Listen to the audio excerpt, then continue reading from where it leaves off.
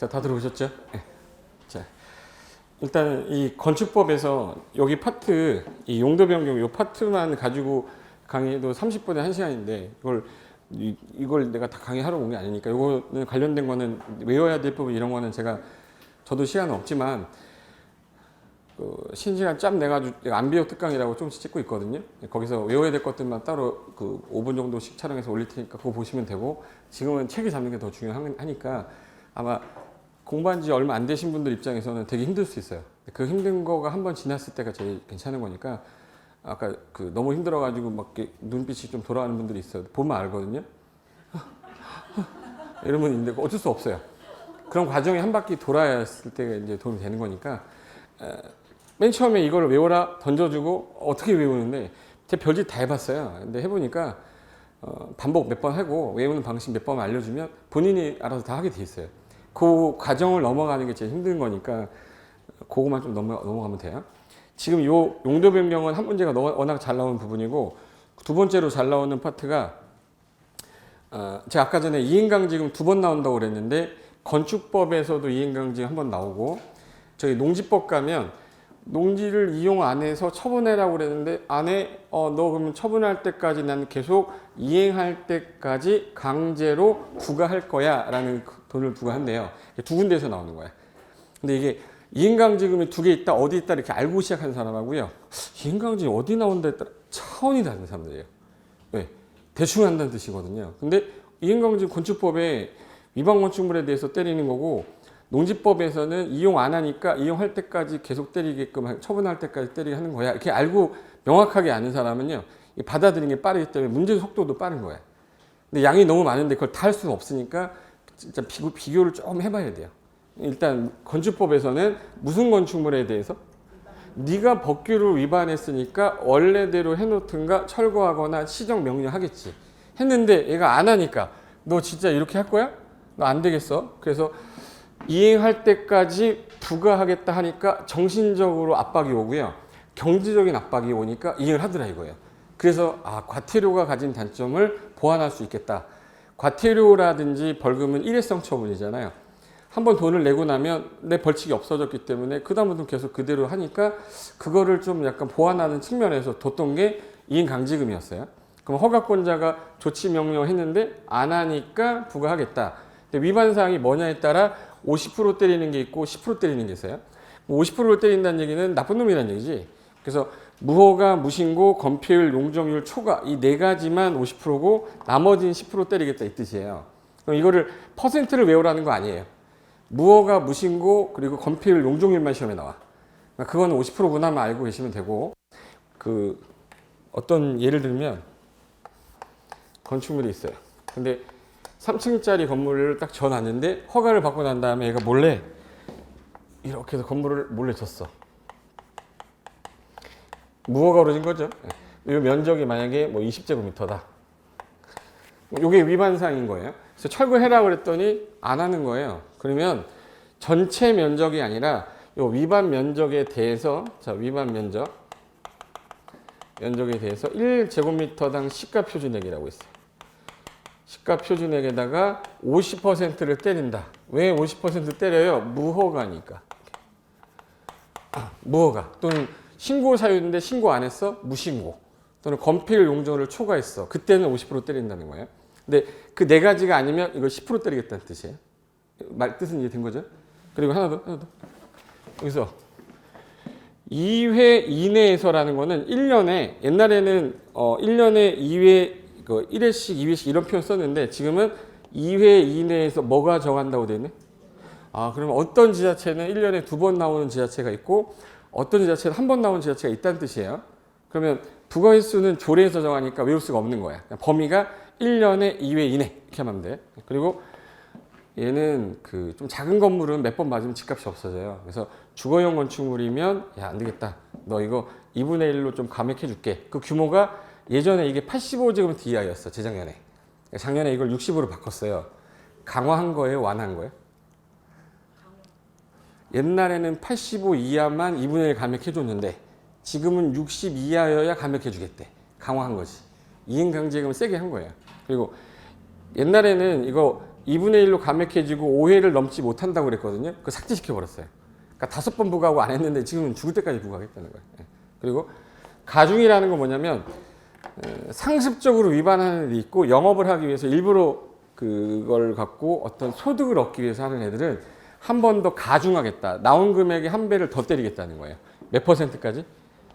옛날에는 작년까지는 100분의 50이었었어요. 그러니까 500만 원 나온 애한테는 250을 가중했었는데 지금은 500만 원 한 번 더 부과하겠다는 뜻이에요. 이게 이제 건축법에서 쓰던 건데 이게 효과가 좀 있다 보니까 농지법에서 베낀 겁니다. 야, 너 농사 안 지면 1년 안에 처분해라 라고 했는데 안 했어요. 6개월 봐준다라고 명령을 했는데 그때까지 안 했다. 토지가액의 20%를 10억짜리면 20%면 얼마예요? 이렇게 비협적으로 나오고요. 10억짜리면 2억이잖아. 2억을 1년에 한 번씩 계속 때리겠다는 거예요. 그래서 1년에 몇 회씩. 얘가 원조기 때문에 원조는 좀 세고요. 원조 아닌 건 다 1년에 1회씩이에요. 저기 토지거래 허가가 가면 중개사법에 그 이행강제법 나오죠. 거기도 1년에 1회씩으로 돼 있을 거야. 이거 보고 베낀 거거든. 그리고 얘가 핑계를 댑니다. 안 팔린 거 어떡하라고. 그럼 매수 청구했마. 그래서 매수 청구 나왔어요. 한국농어촌공사한테 매수 청구를 하면 얘는 나쁜 놈이에요? 착한 분이에요? 나쁜 놈이잖아. 그럼 얘는 한국농어촌공사에서 매수를 할 때 비싸게 안 사. 싸게 안 사. 비싸게 안 사. 싸게 사야 돼. 그걸 가격 기준이 뭐겠네? 공시가 기준인데 실제 거래 금액이 낮으면 낮은 거로 사버립니다. 근데 시험장 가면 감정 가격을 기준한다고 꼬실 거야. 나쁜 놈이니까 공시가 기준을 하고 이 자식 나쁜 자식. 근데 실제 거래가 더 싸? 그럼 싼 거 사기버리겠다. 나쁜 놈이라서. 근데 농업진흥지역 지정됐을 때는 가만히 있는데 진흥지역이 지정된 거잖아요. 걔도 매수 청구할 수 있는데 걔는 나쁜 애가 아니라 걔는 감정 가격으로 매수하겠다고. 그러니까 시험에서 자꾸 얘를 공시지가를 감정 가격으로 꼬시는 거예요. 네, 하나 더. 용어 정의는 무조건 한 문제 나오거든요. 그중에 제일 많이 나온 게 지하층. 두 번째로 많이 나오는 게 주요구조부. 세 번째 나오는 게 요즘에 층수예요. 그래서 일단 주요구조부 아까 내기, 마보지주. 내기하면 마보지 그랬죠? 여기서 틀리게 했던 것 중에 하나가 뭐가 제일 많이 틀리게 했냐면 여기 지붕틀 있죠. 지붕이 아니라 뭐예요? 지붕틀. 그리고 요거 바닥인데 최하층 바닥은 뺀다는 거. 최하층 바닥은 기초에 있기 때문에 위험하지 않다고 봐요. 그리고 기둥인데 사익기둥으로 꼬셨고 비내력벽으로 꼬셨고 해서 여기 있는 것이 답으로 주로 들어간다. 그리고 거실, 머무를 것 방실, 오래 머무는 방이라 규제를 강화해서 내화 구조로 하게끔 해놓은 거. 장기간 거주용이라서. 지하는 일단은 층수의 산입을 안 할 건데 저게 지하냐 아니냐의 판단을 해야 그 건물의 층수를 계산할 수 있어요. 그래서 층의 절반 이상이 땅에 묻혀 있으면 지하로 볼 거니까 키워드는 절반 그리고 기준이 있어야 될 거 아니에요. 이게 평평한 땅일 때는 상관이 없어요. 평평한 땅일 때는 이 높이가 전체 층 높이의 2분의 1 들어가면 되는데 경사지가 있어요. 이렇게. 그럼 최저 높이를 기준 잡아야 돼요? 최고 높이 기준 잡아야 돼? 평균이에요. 지금 평균 높이. 그래서 키워드가 평균 높이 2분의 1만 기억하면 돼. 그래서 건축물의 바닥이 지표면보다 아래에 있는데 바닥에서 지표면까지 무슨 높이? 평균 높이가 얼마 이상? 2분의 1. 그럼 얘는 지하로 보고 층수에 산입하지. 연면적은 이용하는 걸 다둬야 되니까 바닥 면적 다도할 때 연면적에 들어가지만 용적률은 대지에서 쌓는 걸 규제하는 거라서 지하는 포함하지 않는다 해서 용적률 산정할 때 연면적 제외한다. 이 세 개를 가지고 계산 문제로 내는 거예요. 그리고 초고층하고 뭐 고층 구분할 때 초고층은 나 크다. 몇 층이야? 우리는 층의 구분이 안 되면 4m 1층으로 봐요. 4, 5, 20, 200m 이상이거나 그리고 고3이라고 그랬죠? 고 3, 30층 이상이거나 3, 4, 12, 120m 이상이면 고층이라고 하는데 고층인데 초고층은 아니다. 그 중간일 땐 뭐라고 그래? 준초고층. 고층 건물 중에 초고층은 아닌 거. 뭐라고 한다? 준초고층. 그 다음에 다중이용 건축물이 두 가지로 나눠지는데 무조건 16층 이상이면 다중이용 건축물이고요. 이게 아니더라도 바닥 면적 5천 이상의 문종판 운숙이라고 해서 그거 해당되면 얘는 다중이용으로 봐요. 그러니까 시험 문제에서 낼 때는 요 16층 이상인데 이것도 같이 동시충족이라는 뜻이 아니에요. 몇 층 이상이면 무조건 다중이용이고 그리고 5천 바닥 면적이 5천 이상인데 문종판 운숙 같이 사람들이 많이 모이는 거는 다중으로 보겠다. 그래서 구분하는 걸 시험에 냈던 거지. 그래서 거기 맨 밑에 있는 그 부분 한 거고요. 하나 더 할까? 맨 앞으로 가시면 요거 제가 손바닥에 써가야 되는 거 그 10개 정도 가르쳐 준다고 했죠. 손바닥 이거 써가는 거 처음이야? 이렇게 비협조게 나오실 거야? 나 내일 또 와야 되는데 여기. 구조안전 확인은 이제 이게 2년에 한 번 꼴로 나오거든요 보통. 근데 이걸 죽어라 외울 필요는 없고, 구조안전 확인을 받아야 되는 거는 뭐냐면 서류 제출해라 해서 설계자가 야 이 정도 건물이면 구조안전 확인 받아와 서류 제출해 해서 13구 10 지문 3특 준대. 주가 빠졌네 이거는. 주가 어디 갔냐? 주 하나 써주시겠어요? 복사하면서 주자가 어디로 날아갔는데? 주자 그거 빠졌죠? 주자 좀 써주세요. 이게 2층 이상, 연면적 200 이상, 높이 13m, 처마 높이 9m, 기둥 10m, 지진구역 문화유산, 3m 이상 돌출, 특수구조, 그리고 주택. 이거 어느 하나에 해당이 되면 착공신고할 때 설계자로부터 구조안전 확인 서류 받아서 착공신고할 때 제출해라 이 뜻이에요. 그래서 모의고사 볼 때 연습할 때 제가 문제 푸는 요령 가르쳐 드릴 테니까 지금은 저걸 나중에 손바닥에 써가야 되는 건갑다라고만 생각하고 계세요. 그리고 하나 더. 구조기술사 협력이라는 거는 전문가한테 협력까지 받아오래 큰 거니까. 그래서 6특 다준지인데 요번에 필지가 하나 들어갔어요. 필자가. 개정돼서. 이게 뭐냐면 6층 이상이거나 특수구조거나 다중, 준다중, 지진안전구역인데 요게 필로티 구조 있죠. 필로티 구조도 이제는 구조기술사 협력 받아오래 3층 이상에. 그게 얼마 전에 지진하면 어디 떠오르세요? 포항하고 경주인데 거기에 지진 났을 때 거의 다 필로티 구조 건물 다 이렇게 막 찌그러진 거 봤죠.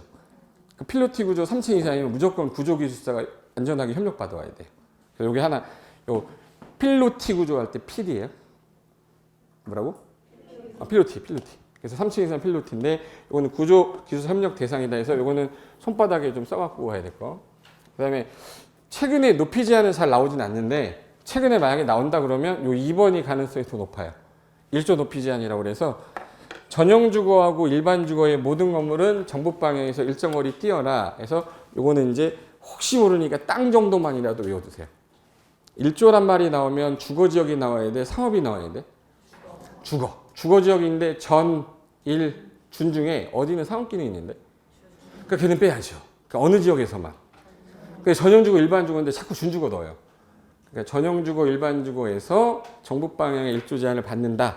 그 땅 정도는 나올 수 있으니까 2번은 체크를 하나 해두시는 게 맞을 것 같고, 그 다음에 밑에 보시면은 우리 이 건물이 허가가 납니까? 라고 미리 물어보는 걸 우리는 뭐냐면 사전에 입지 규모 사전 결정 신청 제도라고 그래요. 그래서 요거는 허가 신청하기 전에 건축 가능 여부가 되는지 안 되는지 미리 물어보는 거예요.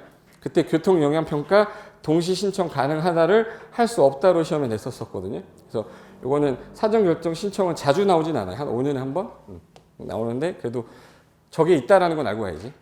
그러면 사전 결정 통지에 따라 작년에 나와버렸기 때문에 올해 가능성이 없어서 그런 거예요. 그래서 사전 결정이 되면 인허가 의제를 해주는데 산농 계하가 작년에 나왔단 말이에요. 그래서 올해는 안 나올 것 같아. 그런데 옛날에는 공부를 했는데 올해는 공부를 안 해도 된다 이 뜻이에요. 선생님 기출문제 중요한 거 아니에요? 중요한데 매년 나오는 기출문제가 있고 어쩌다 한 번씩 나오는 기출문제가 있는데 어쩌다 나온 애가 작년에 나왔어. 올해도 어쩌다가 될까? 그러니까 안 해도 된다는 뜻인데 기출문제 나왔으니까 별표하고 외우고 있으면 이제 시간 낭비하는 거라고. 그러니까 얘는 여기 기출은 중요한 기출이라는 뜻이 아니라 공부하지 말라는 기출이에요. 제 말 이해됐죠? 예. 그리고 그다음에 협정제도는 땅이 나올 것 같아서 요 3번에다가 별표하시는 거예요. 3번.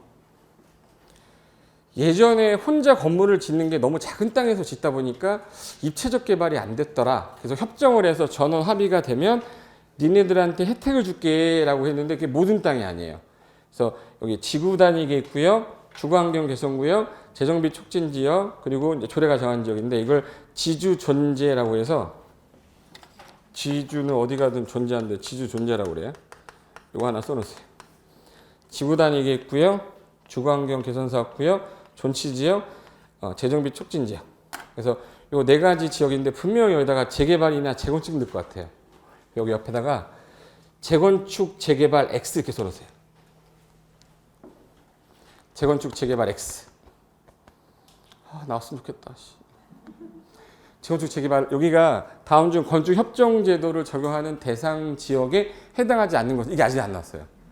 그래서 혹시라도 나오면 주거환경 개선사업구역은 있는데 재개발, 재건축이 없어요. 근데 답은 항상 걔가 나올 것 같으니까 걔 없다라고 써놓는 게 맞고.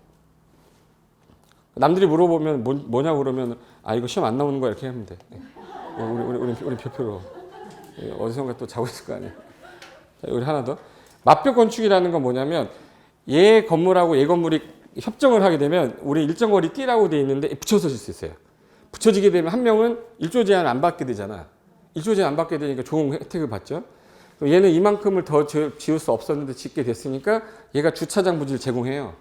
그럼 나는 주차장 한 대를 더 확보 안 해도 되니까 좋아지는 거야. 그래서 서로 많이 짓게끔 해주려고 통합 적용하려고 만든 게 협정제도예요. 네, 이거는 땅이 어디냐를 아직 안 냈기 때문에 가능성은 있습니다. 거기까지. 그 다음에 허가 제한. 요거 허가 제한은 뭐냐면 위에서 아마 이렇게 허가권자에서 아마 왔을 겁니다.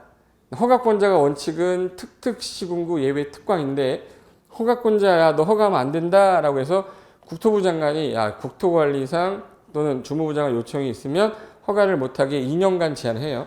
그리고 밑에 있는 시군구야 특광도지사가 시군구야 여기는 우리 재개발할 거거든. 좀 있으면 싹 밀어야 돼. 지역계획이나 도시군계획상 필요하면 허가 못하게 묶어버리겠다. 몇 년을 묶어요? 2년.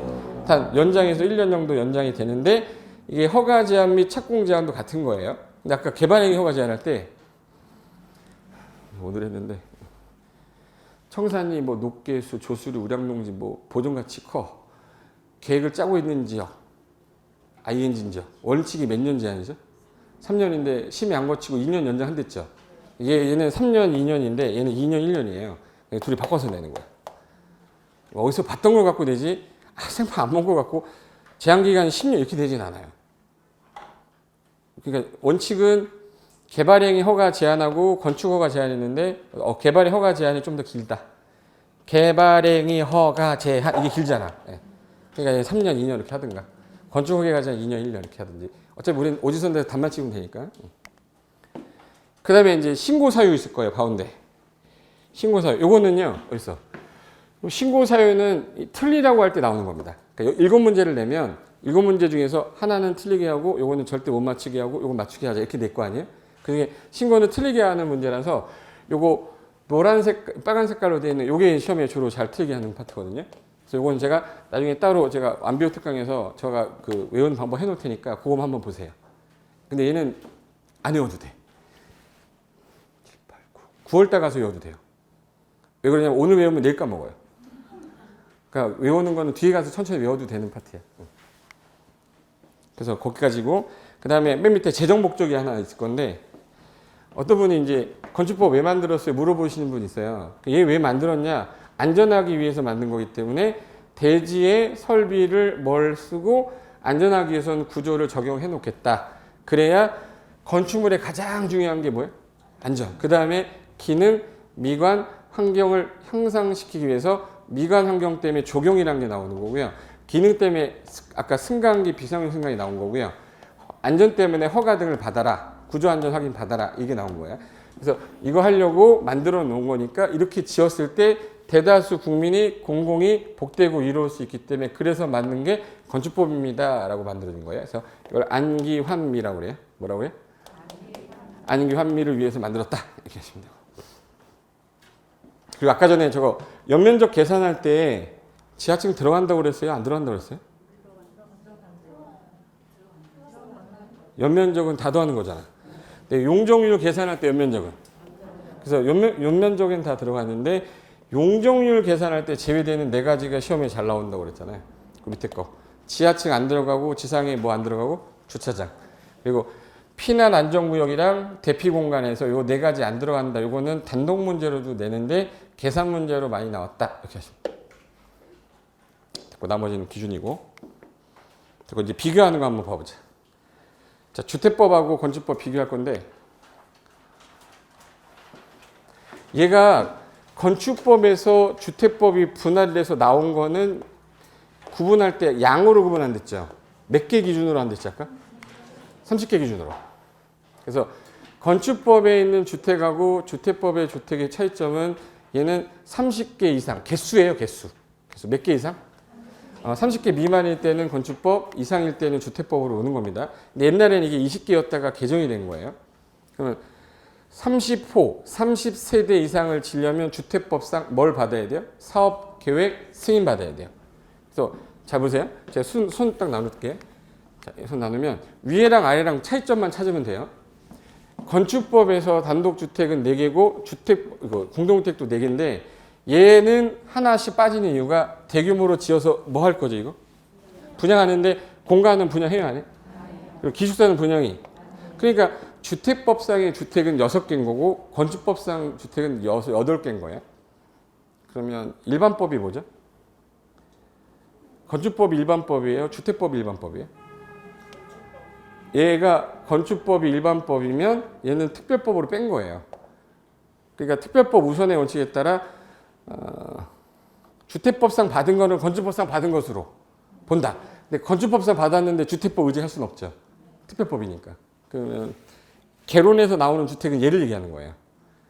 일반적인 거니까. 그래서 개론 시간에 배울 때 단독주택은 독중 가공이 있어요. 뭐 이런 거 배우잖아요.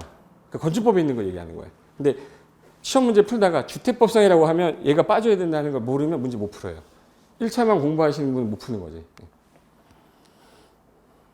이게 지금 여러분 프린트인데 제가 뒤에 넘기면 9페이지죠? 그 두 개 비교해 놓은 건데 자 여기 순서대로 한번 해보자. 자, 건축법에서 이 건축주가 제일 먼저 건축물의 설계를 가지고서 이 계약을 한 다음에 뭐 받죠? 허가 받고 난 다음에 공사에 들어간 거 몇 년 안에? 2년 안에 착공하고 공장은? 착공 신고한 다음에 야, 나 이제 시공하겠다. 시공 끝나고 난 다음에 이제 나는 이제 쓸게요라고 하는 걸 사용. 그리고 나서 이제 유지 관리하면 되는데 그 다음에 이제 철거 멸실은 탑법으로 갖고 이 단어를 바꾼 것뿐이 됐잖아요. 주택법은 30개 이상을 건설하는 사업하는 사람이라 하나 짓는 사람이 위대한 사람이에요. 50개, 100개 짓는 사람이 위대한 사람이에요. 50개, 100개. 그 사람은 그래서 사업주라고 그래요. 사업주체라고 그래요. 오랜만에 오른손 잠깐만 들어보세요. 왼손. 사업주체. 네, 이렇게 하면 사업주체인 거야. 몇 개 이상?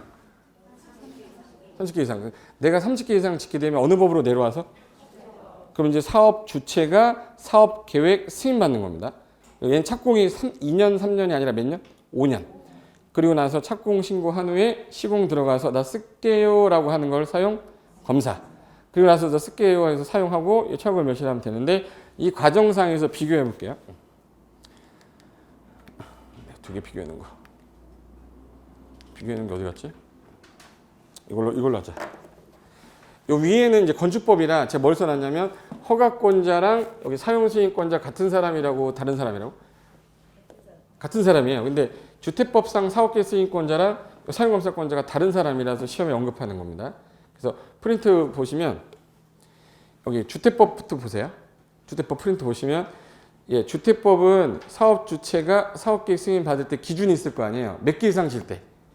그래서 위에 보면 30 그리고 많이 써 있을 거예요. 단 완화해 주는 게 아까 몇 개 이상 질 때 50개로 완화해 주는 경우가 있다고 그랬습니다.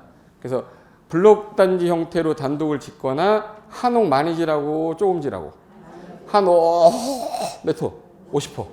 그리고 공동주택은 원래 3세대인데 도시형 생활주택 중에 단지형 연립, 단지형 다세대, 원룸형 중에 뭐만 맨날 지니까 원룸형만 맨날 지니까 단지형 연립 다세대 많이 지라고 몇 세대로 완화해 준 거예요? 50세대로 완화해 준 거예요.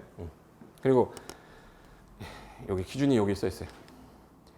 50세대 기준인데 단지형 연립 다세대는 진입도로 폭을 6m로 갖추고 전용 면적 30 이상이어야 됩니다. 그리고 주거환경 개선 사업 구역 같은 경우는 몇 세대로 완화해 줄게? 50세대. 그리고 사업계 승인권자가 원칙은 시도지사로 넘어가는데 대도시의 경우는 누구? 대장. 다 면적이 10만 미만이면 도지사가 안 하고 시장 우선한테 위임해요. 그래서 10만 이상이다 그러면 시도 대장인데 10만 미만이면 특광 특특시장 우수니까 누가 빠지셨네? 도지사 빠지셨죠. 그래서 10만 미만일 땐 도지사한테 위임한다 이렇게 보시면 돼. 그리고 이제 예외로 국장한테 받는 경우는 국가가 직접 할 때, LH 할 때 여기서 2번 체크해 놓으세요. 330만 제곱미터에 100만 평입니다. 택지개발 사업, 도시개발 사업 한다. 이거는 시도에서는 택도 없다. 택이 뭐예요? 택지개발. 도가 뭐예요? 도시개발. 정비사업이라고 하면 안 돼요. 그리고 수도권에 긴급한 주택난 해소를 위해서 필요하다거나 할 때에는 누가 직접 하겠다? 국장. 그리고 이제 사업계획 승인을 안 받아도 되는 예외는 만이지라고 완화해 주는 경우가 있고, 그 다음에 얘는 5년인데 5년 안에 착수 안 하면 승인을 취소하여야 한다가 아니라 취소할 수 있다고. 건축법은 아까 허가 반드시 뭐 한댔죠? 취소해야 된다. 그거랑 헷갈리면 안 되고. 그리고 얘는 아까 7일 안에 검사하고 교부 며칠 안에 교부? 7일. 주택법은 일주일하고 뭐로 기억하려 했는데? 일주일하고 보름. 얘 며칠이야? 15일. 그래서 여기 15일에 교부하는 겁니다. 여기서 사용검사를 받았으면 건축법상 사용승인 받은 것으로 본다. 사용승인 받았다고 사용검사 받은 걸로 보진 않아요. 그리고 나서 사용검사를 받을 때 여기 현관편에 넣으세요. 원칙의 시군구에다가. 누구한테 위임했네 이거? 아까 전에 시도지사한테 받았는데 사용검사는 누구한테 돼 있어요? 시군구. 국장한테 받은 사람은 국장한테 받아라 이렇게 됐고, 그 다음에 사용하고 유지관리하는데 여기서 이 순서상에서 여기 주택법에서 받은 거는 건축법상 받은 걸로 다 간주하는 거예요. 근데 밑으로는 내려오면 안 돼. 그래서 화살표가 위로만 아마 가 있을 거예요. 맞아요? 됐고, 그 다음에 용어 정리 가서 나오면 혹시 모르니까 시험에서 제일 잘 나온 것만 제가 뽑아본 게 여기 건축물의 용도 중에서 좀 알아야 될 놈이 요 놈이고요. 그리고 주택법에서 시험에 제일 많이 나왔던 건 자금, 주택상환 사채 같은 거, 그리고 절차, 그 다음에 권한자, 용어 정의 중에 주택단지 부대복리 기간설, 그리고 이제 사업주체 분양 절차, 딱지 매매 금지, 저당권 설정 제한, 분양가 상한제, 투기 관리, 요게 이제 주로 나오는 것들이라서 나중에 하면 요거 위주로 아마 공부할 거예요. 유학식도 요거 위주로만 써놨어요. 그래서 자세하게 보시면 그 주택법에서 주택을 짓는 사람을 뭐라고 아까 부르고? 사업주체. 그 뒤로 한 장 넘겨보세요. 뒤로 한 장 넘기면 주택 건설 사업 절차인데, 이 절차가 조합이 주택을 건설하는 경우도 있고요. 그 중에 일반 사업 주체가 하는 경우도 있어. 그럼 사업 주체가 제일 먼저 땅을 사야 되니까 대지 소유권을 80% 이상 확보를 한 상태에서 제가 이렇게 건설을 2000세대를 할 겁니다. 사업계획 작성해서 뭘 해야 돼? 승인 신청합니다. 그럼 승인 신청할 때 아까 누구한테 한다고 그랬냐면 원칙이 시도대장인데 10만 미만일 때는 도지사가 아니라 누가 한다고요? 시장군수. 국장한테 하는 경우가 아까 세 가지 있었고, 그 다음에 승인, 아까 통보 나오면 항상 며칠이랬지? 60일. 그럼 승인 받고 나서 매년 안에 착공할 것. 그럼 착공 신고했으니 시공한 다음에 저 이제 들어가면 되는데, 여기는 선분양이냐 후분양이냐 할 때 건축법은 다 짓고 나서 하는 후분양이었죠. 주택법은 우리나라는 건설회사 돈이 많지 않아서 착공함과 동시에 견본주택 져가지고 미리 분양을 해서 청약을 넣어서 당첨이 된 사람이랑 계약해서 계약금을 미리 받아요. 그 중도금도 받으면서 옛날에 건설 비용에 다 충당을 했단 말이에요. 못 살던 시절이었기 때문에. 그래서 얘는 착공과 동시에 입주자를 모집해야 돼. 그걸 입주자를 모집하려면 승인 얻어야 되거든요. 그래서 입주자 모집 공고, 승인 신청을 동네 가서 해야 돼. 동네니까 어디겠네요? 현관편 시군구에다가 했어요. 시군인데 국가가 할 때 시군구한테 신청할 필요는 없겠죠. 그래서 국가 등은 신청한다 안 한다? 안 한다. 그럼 이제 승인 신청했다 승인이 떨어졌을 때 이제 일간신문에다가 입주자 모집 공고 때릴 수 있어요. 그럼 입주자 모집 공고 한 다음에 청약을 넣어서 당첨이 되면 계약하겠죠. 그 와중에 공사가 끝났다. 그러면 이제 완료된 부분에 대해서는 사용검사를 받으면 되는데 이게 완료된 부분이 좀 있고 뒷부분 좀 기다려야 된대. 완공된 부분에 대해서는 뭐 받아도 돼요? 임시사용승인 받아 사용하다가 간선시설까지 다 설치가 돼야 사용검사 받을 수 있어요. 그럼 사용검사를 받을 때 아까 누구한테 위임했는데?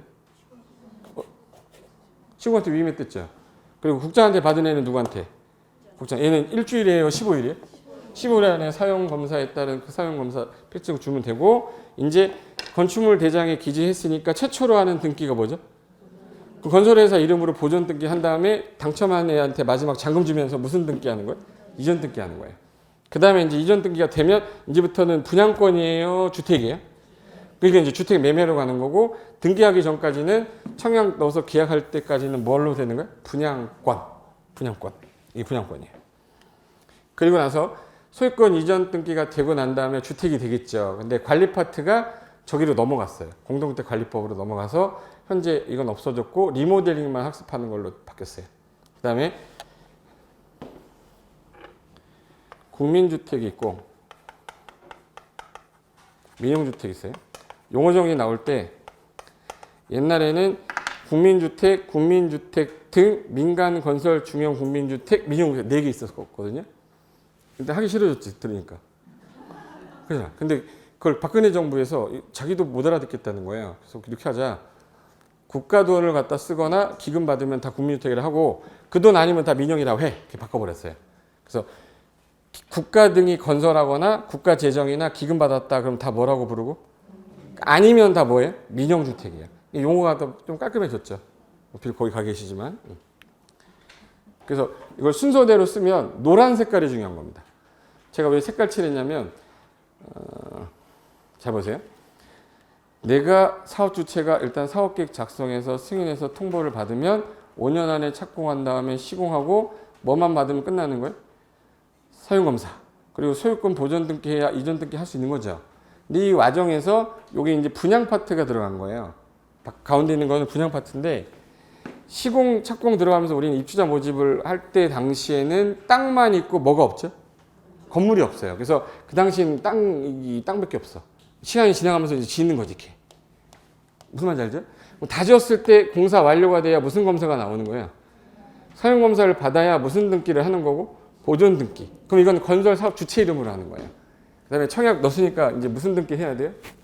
그럼 잔금 치르면서 이전 등기 되면 주택으로 간다는 거라 여기서부터 여기까지는 그래서 청약 넣어서 당첨이 됐을 때 여기까지는 분양권 시절이 되는 거고 이때부터는 주택이 되는 거지. 구분할 때 그렇게 하는 겁니다. 그래서 거기 맨 위에 순서대로 쭉 가 있는데 맨 왼쪽 가시면 그 사업 주체라고 하는 거 맨 밑에 가 있는데 10페이지 있죠. 10페이지에 맨 밑에 이거 찾았어요? 거기 보면 비등록하고 등록 나오는데 비등록을 못 믿어요? 등록을 못 믿어요? 응? 등록하지 않으셔도 돼요. 믿으니까 등록 안 하셔도 돼요. 이거잖아. 못 믿으니까 등록 안 해? 이거잖아. 그러니까 이거는 믿는 애들. 공공사업 주체랑 공동사업 주체인데 국가 등은 등록 안 해도 공공사업 주체가 가능한데 이 등록한 애랑 토지 소유자나 조합 고용자는 같이 할 수 있어요. 등록한 애랑 같이 하니까 등록할 필요가 없지. 그래서 공동사업 주체를 하고 내가 만약에 건설하겠다 그러면 한 해를 기준 잡았어요. 그래서 연간 20호, 연간 20세대, 연간 1만 이상. 이거는 연간 20만 하면 등록을 하는 기준인데 아까 30만은 뭐였죠? 나 뭐 한 거니? 이거 뭐였을 거야? 네. 주택법에서 건축법 내려온 기준이 30만이죠. 허가 기준이에요? 사업계획 수행 기준이에요? 사업계획 수행 기준. 그럼 사업계획 수행 기준은 한 방에 30만 할 때. 등록 기준은 너 한 해에 연간 20만 하면 국토부 장관한테 등록을 해야 돼요. 그래서 20만 앞에 연간 붙었잖아. 한 해 연간 20만은 무슨 기준이다? 등록. 그래서 등년화, 김년화 말고 뭐라 그래? 등년화, 인년화, 20만. 등년 20. 등년이 뭐예요? 20만. 등록 기준은 연간 뭐예요? 20만이고 사업계획 수행 기준은 한 방에 30만이에요. 30만. 그리고 요게 그렇게 써놨어요 여기다. 봐봐. 사업계획 수행 기준은 30만인데 50으로 완화해 주는 경우 있다. 이 숫자 전부예요. 등록 기준은 연간 들어가야지 등년화, 그렇죠? 연간 20만인데 도시형 생활주택만 30으로 완화해 준 거예요. 그리고 간선시설은 뭐 이거 안 해도 되고 사용검사는 아까 15일이었는데 사업계획 승인 통보는 60일이죠. 나중에 하면 이게 헷갈려요. 사업계획 승인 통보는 60일인데 사용검사는 아까 며칠? 15일. 그래서 그 날짜가 숫자가 이게 전부예요. 주택법은. 그리고 이제 원래는 시도 대장인데 면적이 아까 얼마 미만일 때 위임했었죠? 10만 이상이면 시도 대장인데 10만 미만일 때는 여기서 도지사 빠지면서 시장 군수가 들어오는 거예요. 그거 하나 기억하면 이게 권한자 끝나는 겁니다. 더 볼까? 맨 왼쪽 위에 알박기, 가운데 쪽에 알박기라고 하나 있을 거예요. 알박기 방지. 찾았어요? 우리 매도 청구라는 게 3번 나오는데 여기 잠깐 보실래요? 매수 청구, 매도 청구 막 나오면 단어가 헷갈리죠. 자, 여기서 매수 청구할 때는 사 주세요라는 뜻이에요. 매수, 사 줄 것을 청구하는 거예요. 근데 매도 청구는 저놈이 안 파니까 강제로 팔아라는 뜻이에요. 그럼 이건 법원의 판결로만 뺏어와야 돼요. 그러니까 수용이 안 돼서 나온 게 매도 청구라고 보시면 돼. 수용이 되면 그냥 딱 갖고 오면 되지. 근데 수용 권한이 없으니까 판결로 소유권 뺏겠다는 거예요. 재건축 같은 경우는 조합 설립할 때 수용 방식이 없기 때문에 동의 안 하면 매도 청구로 뺏어와요.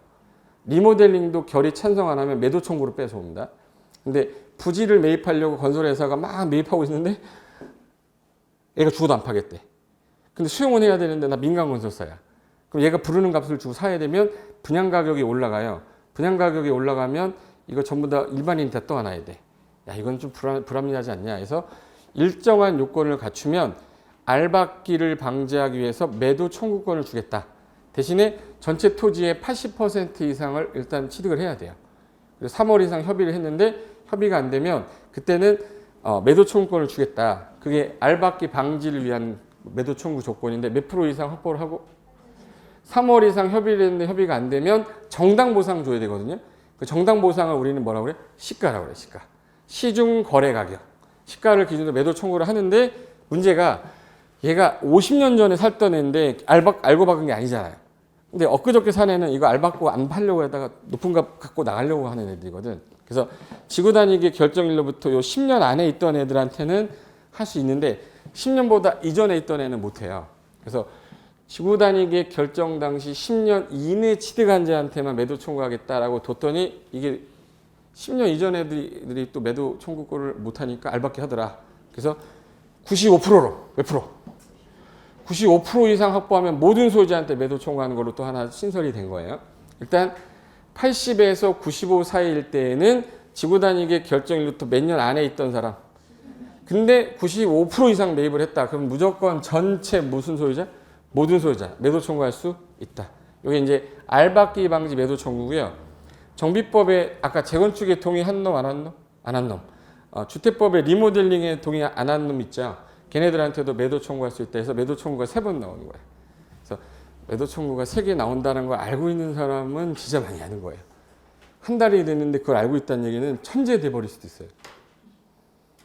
그래서 혹시 같이 공부한 사람 중에서 친구들끼리 스터디하면 스터디할 때 너 매도 청구가 몇 개 나온 줄 알아? 그러면 매도 청구 4개 아니야? 이러면 머리를 탁 때려주세요. 알박기 방지 하나랑 재건축하고 리모델링 동의 안 할 때 딱 3개 있어. 매도 청구는 항상 기준이 뭐예요? 시가 기준이다. 근데 알박기가 시험에 더 잘 나온 이유는 조건이 까다로워서 그래요.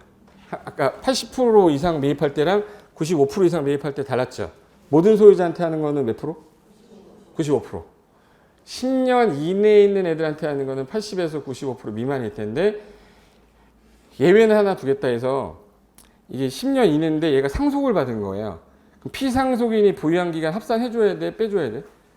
그래서 이제 피상속인의 기간을 합산하겠다 해서 직계 존속, 비속 배우자한테 상속을 받았을 때에는 그 피상속인이 소유했던 기간은 합산한다 이렇게 놨기 때문에 그거까지만 받으면 알박기는 끝나는 거예요. 그리고 사업개수 약했고 여기 하나 더.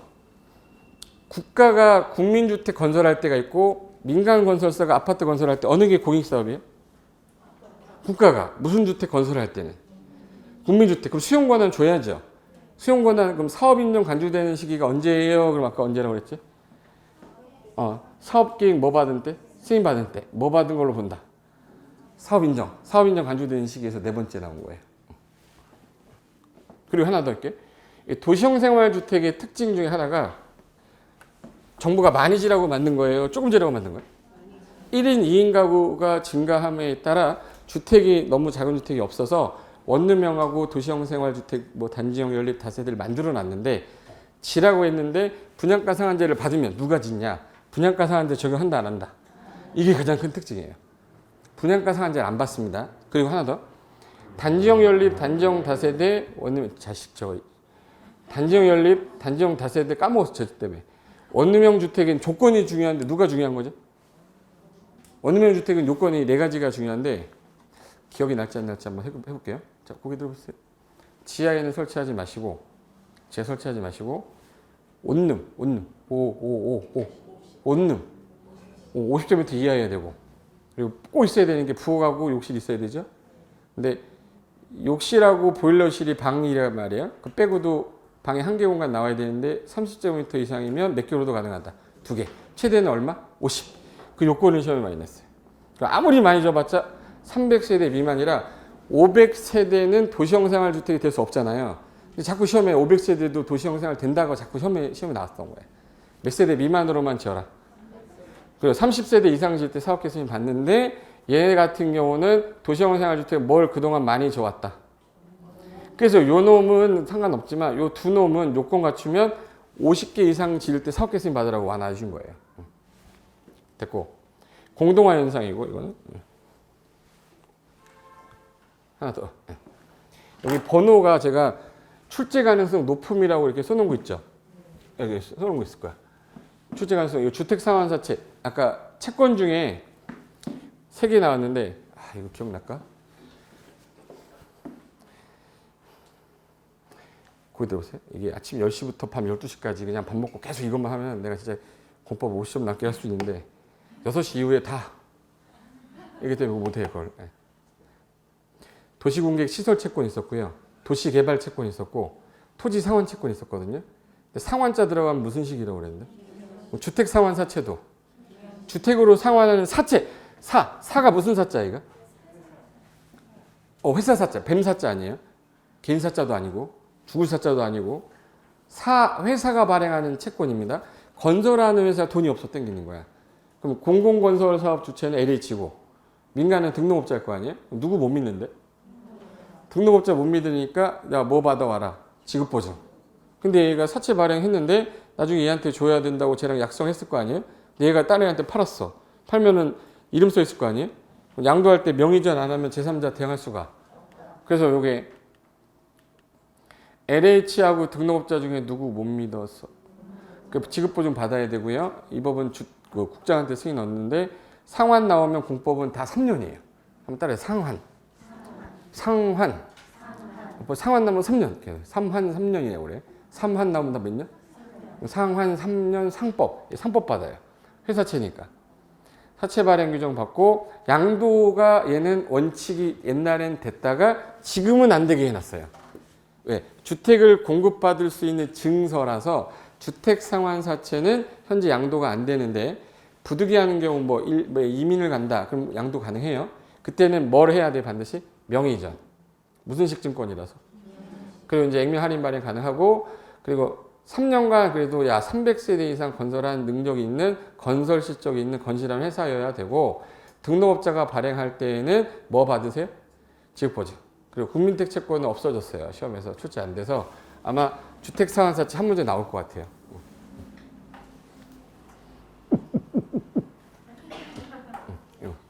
그 다음에 투기과열지구. 투기과열지구 올해 나올 가능성 높죠, 이거?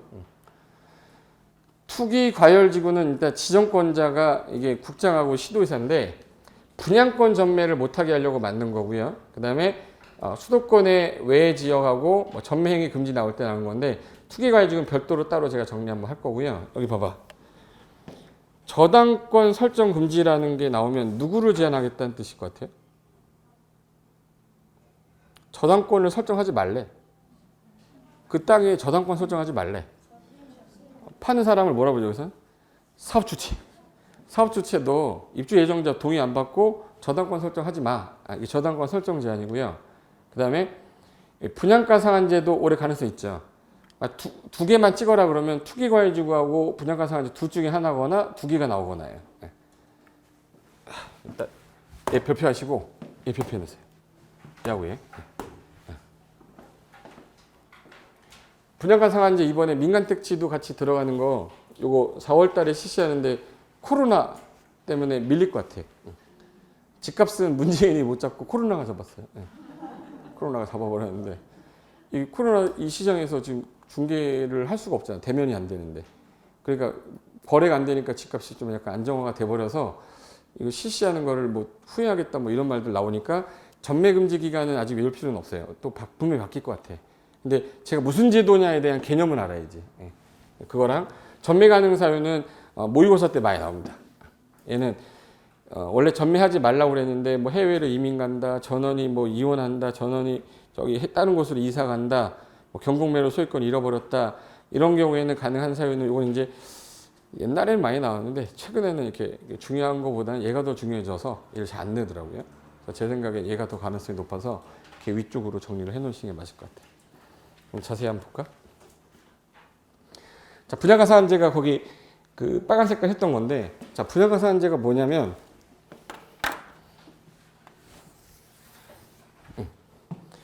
여기가 공공사업으로 공동주택 지을 땅을 뭐라고 불렀죠? 공동택지. 그럼 얘는 감정가격으로 매각을 하는 것이고요. 여기는 일반인이 만들어서 택지 조성해서 아파트를 지었어. 이게 지금 현재 30평짜리가 평당 3천이라 9억 정도 한대요. 평당 3천에서 9억 정도 한대. 근데 여기다 져서 얘가 30평짜리를 분양하는데 얘는 토지를 감정가격으로 샀을 거 아니에요. 그래서 원가를 계산해 보니까 땅값이 예를 들어서 500, 건축비가 예를 들어서 500, 더하면 얼마예요? 그럼 1,000만 원이면 얘 3억이면 되는 거죠. 3억이면 되는데 얘가 이거 분양할 때 9억에 분양해요. 누구랑 똑같이? 일반택지랑 똑같이 분양해. 그럼 이 나머지 차익은 다 누가 먹는 거예요? 지금 사업주체가 공공택지 받으려고 이제 비자금 조성하고 막 이래요. 그래서 안 되겠다. 너 원가 얼마 들어갔어? 저 3억 들어갔는데요? 야, 그럼 4억 이상 넘어가지 마. 분양가에다 먹은 거예요? 자, 그럼 얘 기존에 몇 억에 분양하려고 했던 거? 몇 억에 분양해야 되네? 한 채당 지금 5억 날라갔어요. 건설사업주체 입장에서는 하나당 5억 날라갔어요. 10개면 얼마예요? 10억. 100개면 500억이 날라가는 거예요. 500억을. 500억이 날라가는데 건설하고 싶겠습니까? 건설 안 하려고 하겠죠. 그럼 이제 문제가 생기는 게 일단 이거 청약은 여러분 받으실 거예요. 청약 넣어야 돼, 안 넣어야 돼? 넣어야지. 예, 내가 만약에 4억에 분양받으면 몇 억까지는 가요? 이거를 이제 우리가 먹는 거잖아. 우린 좋은 거지. 맞죠? 근데 우리가 먹을 수 있을 것 같아요? 청약 경쟁률 2000대 1 막 이럴 건데. 그럼 결론은 못 받는다는 거잖아.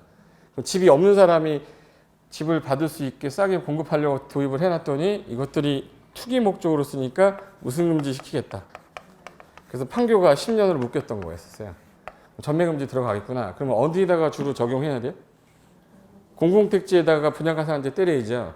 근데 공공택지가 아닌 지역인데 이런 조건을 맞으면 얘네들도 분양가 상한제 때리겠다 해서 외로 하나 만든 거를 개정한 거예요. 여기.